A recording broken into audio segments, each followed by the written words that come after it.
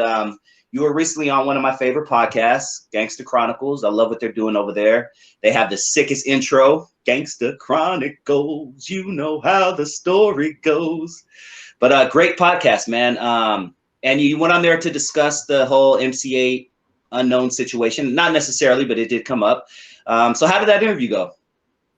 It was really good, man. And I learned a lot of things myself, man. I really wasn't aware that some of the things that went on with Eiht and my boy, you know, we don't really talk about that too much because he feels that, you know, they didn't understand what was going on. And sometimes artists don't understand, but it's real, you know, sometimes it's real hard to understand somebody getting 100-some thousand, you getting 3 or 4. It's real hard to understand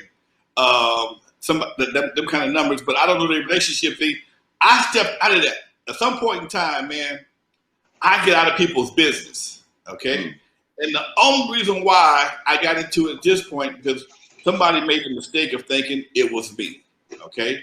And I like keeping my name as clean as possible. At my age, I don't want to go out, you know, oh man, Lonzo did this, Lonzo did a lot of good shit.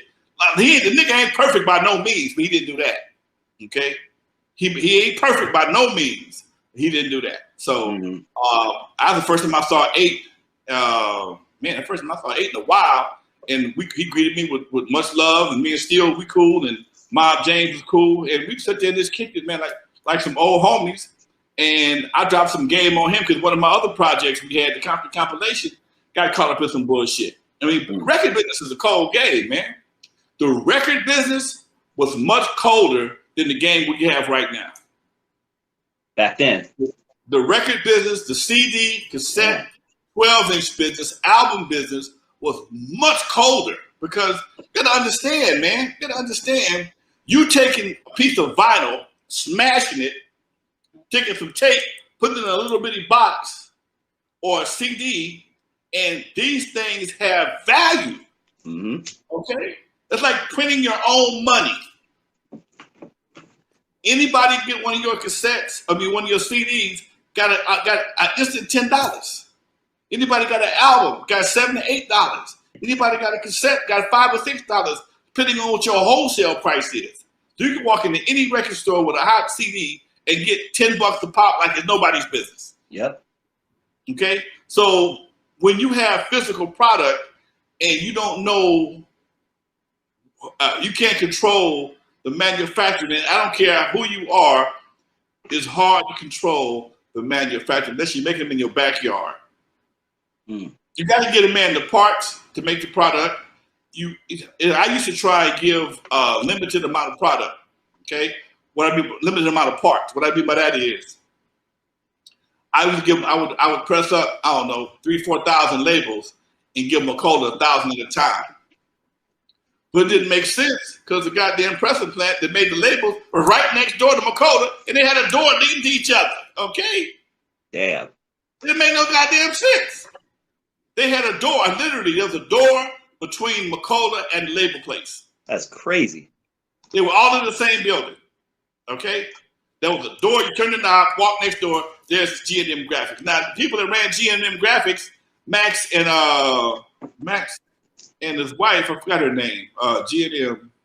Anyway, Gloria and Max, they were nice people, but Don was their biggest customer.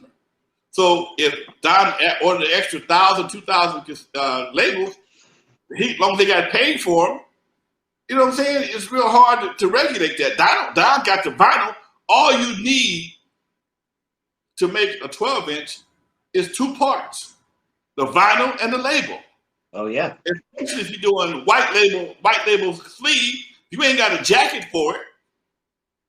And depending on what's happening, even if you got a jacket for it, if somebody is able to move them in volume, people don't care about the jacket. They'll buy the white jacket or the black jacket or the red jacket. They don't care. Because I've done it. Okay? I've sold my own records in white jackets because I ran out of turn off the lights jackets. So I just had to push them in white jackets for the time being because the jackets were made in Canada. And it may take you 2 or 3 weeks to get another 5,000. So here you are, if you get being an independent, you got a choice to make. You got to figure out either I'm gonna make 10,000 and bet I'm gonna sell all these images in the next 60 days, next 30 to 60 days, or I'm gonna make 1,000 at a time and see how this thing go first. Because if you whatever you make, you gotta pay for it.